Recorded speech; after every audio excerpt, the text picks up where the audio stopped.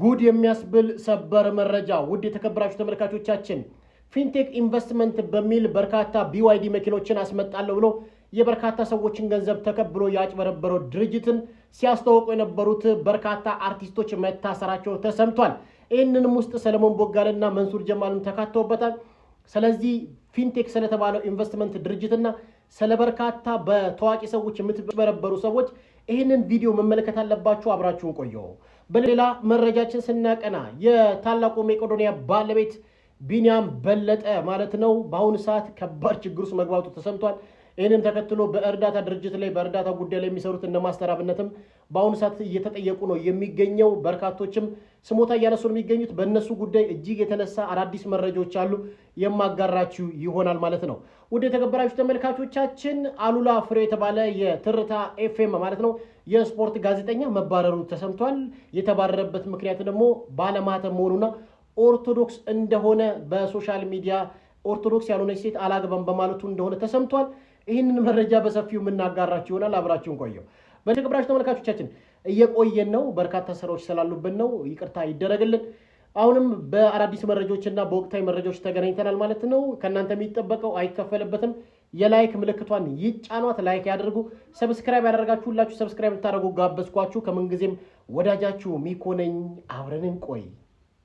ወደ መጀመሪያው መረጃችን ስናቀና ማለት ነው ታዋቂው ጋዜጠኛ አሉላ ፍሬው የትርታ FM አዘጋጅ የስፖርት ጋዜጠኛ ነው። እንግዲህ ከማንቸስተር ደጋፊና ከኢትዮጵያ ኦርቶዶክስ ተዋሕዶ ቤተክርስቲያን ሴት ውጪ አላገባም በማለት በሶሻል ሚዲያ የተናገረው ንግግር ከስራው እንዲባረር አድርጎታል ማለት ነው። ይህ የኛ ቻናል ነው፣ አዛዥም የለውም መሪም የለውም። መሪው እግዚአብሔር ነው። እግዚአብሔር የተመሰገነ ይሁን ይህን ቻናል ለሰጠን። ሁላችሁም ግን ኮሜንት ላይ ወንዶች ከኦርቶዶክስ ተዋሕዶ ቤተክርስቲያን ሴት ውጪ አላገባም ትላላችሁ፣ ኦርቶዶክሳውያን ሴቶች ደግሞ ከኦርቶዶክስ ተዋሕዶ ቤተክርስቲያን ወንድ ውጪ አላገባም ብላችሁ ኮሜንቱን አጥለቅልቁት። ማንም ያባረናል? አጥለቅልቁት፣ ሁሉም ሰው ይወቀው። እና የተባረረበት ምክንያት አዳምጠን እንምጣ።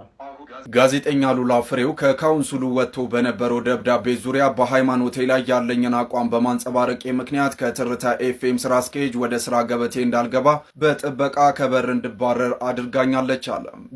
ሰላም ጤና ይስጥልን ክቡራትና ክቡራን የስፖርት ቤተሰቦች እንደምን አላችሁ? በኦርቶዶክስ እምነት መከተልን ምክንያት በማድረግ እንዲሁም በሃይማኖት ያለኝን አቋም ባለፈው በወጣው የካውንስል ምክር ቤት ደብዳቤ ምክንያት ማንጸባረቅን ተከትሎ የትርታ FM ጊዜያዊ ስራ አስኪያጅ ወደ ስራዬ ገበታ እንዳልገባ በጥበቃ እንዳባረረችኝ መናገር ወዳለው። ዛሬ የዕለቱን ፕሮግራም ለማቅረብ ወደ ስቱዲዮ ሳመራ በጥበቃ ወደ ስቱዲዮ መግባት እንደማልችል ተነግሮኛል። እንግዲህ በኤቨርተን እና በማንቸስተር ዩናይትድ ጨዋታ ላይ የኦርቶዶክስ እምነት ተከታይ ያላት ሴትና የማንቸስተር ዩናይትድ ደጋፊ ካልሆነች አላገባም በማለቴ ምክንያት ይሄ ሁሉ መዘዝና ጣጣ እንደመጣ ለመናገር እወዳለሁ። ይህ የትርታ FM ውሳኔ ግን ሁሉንም የባለድርሻ አካላት የሚያወክል እንደሆነ መናገር እወዳለሁ። ስራ አስኪያጇ ያላት አስተሳሰብ እንደሆነ መናገር እወዳለሁ። ለመላው አድናቂዎቼና ተከታዮቼ በሙሉ በእምነቴ ጸናለሁ። አሁንም ደግሞ አለው ኦርቶዶክስ እና የማንቸስተር ዩናይትድ ደጋፊ ካልሆነች አላገባም ማለቴን እቀጥላለሁ። ይሄ ችግር ካልተፈታ በሲዲ ስፖርት ከሞዶ ፕሮግራም ላልገባ፣ ላልተነትን፣ ላልዘግብ እገደዳለሁ። ሁላችሁንም እወዳችኋለሁ። እንግዲህ እንደምትመለከቱት ነው ወደ የተከበራችሁ ተመልካቾቻችን አሉላ ፍሬው ማለት ነው በሚገርም ሁኔታ ከዚህ በኋላ በሲዲ ስፖርት ላናየው እንችላለን። ይህንም ተመልክቶ በማህበራዊ ሚዲያ ማለትም በሬዲዮ ጣቢያው ላይ ከኦርቶዶክስ ተዋሕዶ ቤተክርስቲያን ሴት ውጪ እና ከማንቸስተር ደጋፊ ውጪ አላገባም በማለቱ መባረሩ እንግዲህ በጥበቃ መውጣቱ ተሰምቷል። ውድ የተከበራችሁ ተመልካቾቻችን እንግዲህ ሰው የፈለገውን እኮ ማራመድ ይችላል። ይሄ የግል መብት ነው። የሌላውን ቤተ እምነት እስካልጠላ ድረስ፣ የሌላውን ቤተ እምነት እስካልተናገረ ድረስ፣ የሌላውን ቤተ እምነት ሄት ስፒች ንግግሮች እስካልተናገረ ድረስ የራሱን ሀሳብ ማራመድ መብት ነው። ከኦርቶዶክስ ተዋሕዶ ቤተክርስቲያን ሴት ውጪ አላገባም ጥያቄ ነው የተጠየቀው። ጥያቄውን ደግሞ ከኦርቶዶክስ ተዋሕዶ ቤተክርስቲያን ሴትና ከማንቸስተር ደጋፊ ውጪ አላገባም በፍጹም ማለቱ ምንም ከስራው ገበታ ላይ አባረው ይችላል። ይሄ ኦርቶዶክሳዊ ጥላቻ ነው ብዬ ነው የማስበው። እና ኮሜንት ላይ ኦርቶዶክሳዊ ሴት ብቻ ነው ማገባው በሉ ወንዶች። ወደ ሌላኛው መረጃ ስናቀና ደግሞ አንዳንድ ደግሞ በጣም የመንግስትን ክብር የሚያጠለሹ አንዳንድ መከላከያ ሰራዊቱም እዚህ የመንግስት ስራ ላይ ያሉ አንዳንድ ፖሊሶች አሉና መጽሐፍ ቅዱስ እኮ ሴኩላሪዝም መከበር አለበት። በቃ መንግስት በሃይማኖት ላይ ጣልቃ አይገባም፣ ሃይማኖት ደግሞ በመንግስት ጣልቃ አልገባም የሚል መንግስት የሚል እንግዲህ ህገ መንግስቱ ላይ እንደተቀመጠ የምታዩት ነው። እና ለአንድ ተራ የሆነ ፕሮፌት ይሄን ያህል ጥበቃ ይደረግለታል ብዬ አላስብም። ምክንያቱም ይሄ በህግ የሚያስጠይቃል። የሰራዊቱ ክብር ተደፈረ። በጂንካ ከተማ የተፈጸመው ድርጊት መላውን የኢትዮጵያ ማህበራዊ ሚዲያ እያነጋገረ ነው። ሁለት ፓስተሮች የሀገር መከላከያ ሰራዊት መለዮን ለብሰው በከፍተኛ የጸጥታ ኃይሎች ታጅበው መታየታቸው ከፍተኛ ቁጣንም ቀስቅሰዋል። የመንግስት የጸጥታ መዋቅር ለግል ዝና መጠቀሚያ ሆኗል የሚሉት አስተያየት ሰጪዎች የሰራዊቱ ክብርና የወታደራዊ መለዮ ቅድስና መደፈሩን እየገለጹ ነው። ለሀገር የሚዋደቁ ወታደሮች የሚለብሱትን ልብስ ለብሶ ወታደራዊ ሰላምታ መስጠት ህገወጥ ነው ወይስ አይደለም? የሚመለከተው አካል አስቸኳይ ማብራሪያ እንዲሰጥ ህዝቡም እየጠየቀ ይገኛል። እናንተ በዚህ ጉዳይ ላይ ምን ትላላችሁ? አስተያየቶቻችሁን በኮመንት ላይ አጋሩኝ። አዲስ ከሆናችሁ ደግሞ ፎሎ ማድረጋችሁን እንዳዘነጉ። በጣም በህግ ሊያስጠይቅ የሚገባ በቃ እኛ ቤተክርስቲያን እንደ አንድ ኦርቶዶክስ ተዋሕዶ ቤተክርስቲያናት ራሱ የግል ጠባቂ ያስፈልጋቸው። ጠባቂያቸው እግዚአብሔር፣ መንፈሳዊ ሰው ጠባቂው እግዚአብሔር ነው። ምንም በርካቶች ዕውቀት ከማጣታቸው የተነሳ እየጠፉ ይገኛሉ። አንድ ጉሬዛ ቤተክርስቲያን ውስጥ እንግዲህ መቋሚያ ይዞ አስቀደሰ በሚል በርካታ ኦርቶዶክሲያን በረከቱ ይደርብን እያሉ ነው። አረ ኦርቶዶክሲያን ንቁተው እንንቃተው። እስቲ ይህን መረጃ አዳምጠን እንጣ። ተመልከቱ ኦርቶዶክሳውያን፣ እግዚአብሔር ስራው ድንቅ ነው አለ ነቢየ እግዚአብሔር ቅዱስ ዳዊት። በልዑል እግዚአብሔር ግሩም ግብርከ፣ እግዚአብሔርን ስራ ግሩም ድንቅ ነው በሉት ይላል። እውነት ነው። ከጀርባ የምትመለከቱት ይሄ የጦጣ ዝርያ ጉሬዛ በመባል ይታወቃል። ይሄ ጉሬዛ ብዙ በገዳማት የሚገኝ ከእንስሶች መካከል መለኩሴው እየተባለ የሚጠራ እንስሳ ነው። ይህም ደግሞ የተባለበት በቅዳሴ ሰዓት ቆሞ የሚያስቀድስ የሚጾም የሚጸልይ በመሆኑ ነውና በጣም እጅግ የሚያስደንቅ ነው። በማህበራዊ ሚዲያ በጣም ወዲያ ወዲህ እያለ እየተመለከትነው ስለሆነ የእግዚአብሔርን ስራ ማድነቅ እግዚአብሔርን ማመስገን እንግዲህ ምን ትሉታላችሁ? እንዲሁም መነኩሴ ብሎ ነው የጠራው። የምንኩስናን ዘርፍ ለጉሬዛ ሲሰጠው መቋሚያ ይዞ አስቀደሰ ጉሬዛው። እኛ ሰዎች እኮ ከዚህ ከእንስሳ በጣም የተሻለ ፍጥሮች ነን። እግዚአብሔርም አንድም ቦታ ላይ ለእንስሳ ወንጌል አልሰበከም። አንድም ቦታ ላይ ማለት ነው። ወንጌል የተሰበከው ክርስቶስ የሞተው ለሰው ልጆች በጠቅላላ የበደለ የሰው ልጅ ነው። ስለዚህ ሞት የመጣው የሰው ልጅ ነው፣ ወደ ሰው ልጅ ነው። ስለዚህ ሞቱን ደግሞ በቁስሉ ሞቱን ደግሞ ስጋውን ቆርሶ ደግሞ ያፈሳው ለሰው ልጅ ነው። ይህን ያህል ኤአይ አርቲፊሻል ኢንተለጀንስ ተሰርቶ ሶሻል ሚዲያ ላይ ሲለቀቅ ሁሉንም ማመን ግዴታ አለብህ ብራዘር፣ መማር አለብህ። ለምን አትማር? ለምን ትደነዝዛለህ? በሰሞኑ በማስተር አብነትና በሜቄዶንያው ማለት ነው በዶክተር ቢኒያም በለጠ ጉዳይ ላይ በርካታ ጉዳዮች እየተነሱ ነው። ለህግ ይቅረቡም እየተባለ ነው። እንግዲህ እስካሁን ራሱ ኦዲት መደረግ አለበት እየተባለ ነው። ስማቸው በከፍተኛ ሁኔታ እየተጠራ ነው የሚገኘው። እስቲ አዳምጠን እንውጣ የተናገሩት የህግ ጠበቆች። ጥያቄ ማንሳት አይደለም ለህግ ጭምር ሊቀርቡ ይገባል። ሰላም ደጉላው ነኝ። ሁላችሁም ይህንን ቪዲዮ ሼር፣ ኮፒ ሊንክ፣ ሪፖስት፣ ዱት ያደረጋችሁ ብዙ ሰው ይማርበት ዘንድ አድርጉልኝ። እንግዲህ ከሰሞኑ በዚሁ በሶሻል ሚዲያ በመቄዶንያና በሌሎች ገቦች እርዳታ ላይ በተሰማሩ ግለሰቦች ላይ አንዳንድ ጥያቄ እየተነሳባቸው ይገኛል።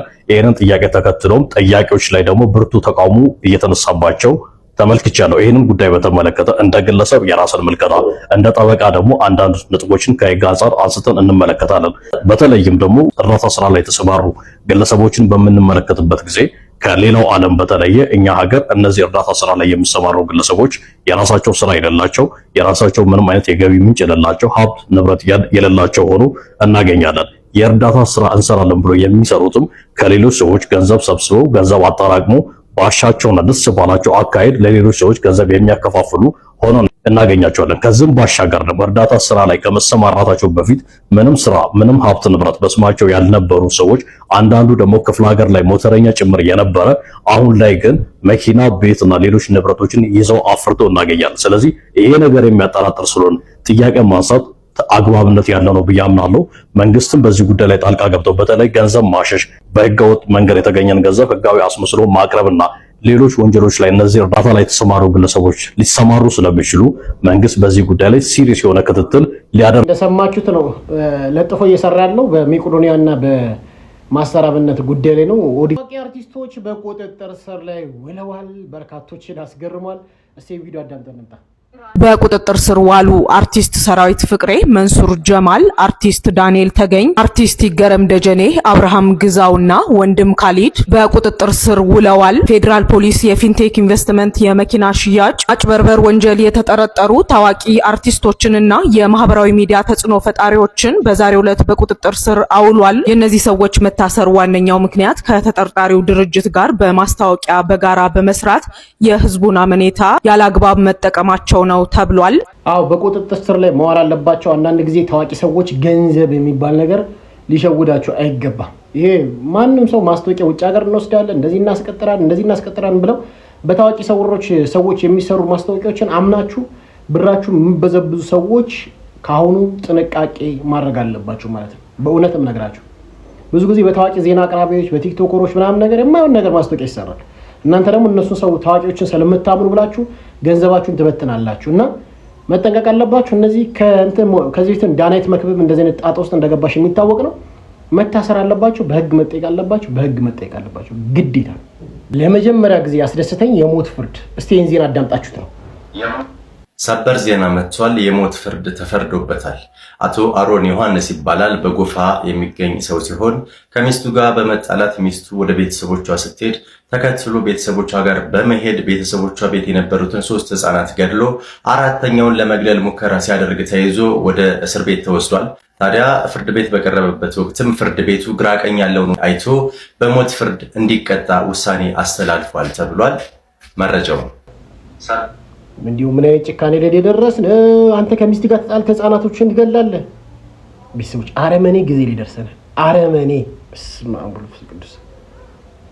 አሁን ምን አይነት ዘመን አለን ልንል ነው? ቤተሰቦች ምን አይነት ዘመን ውስጥ አለን ልንል ነው?